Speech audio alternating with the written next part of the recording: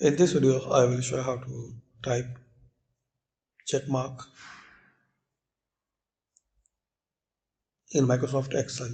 So click on Insert, then Symbol. In the font, you have to select Windings.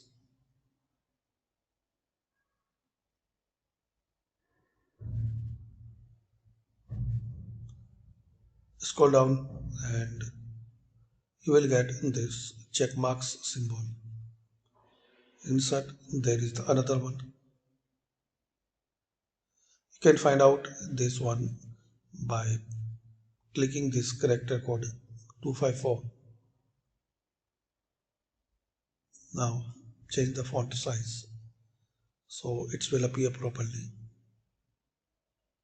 like this. To change the color and whatever you need, you can change from here.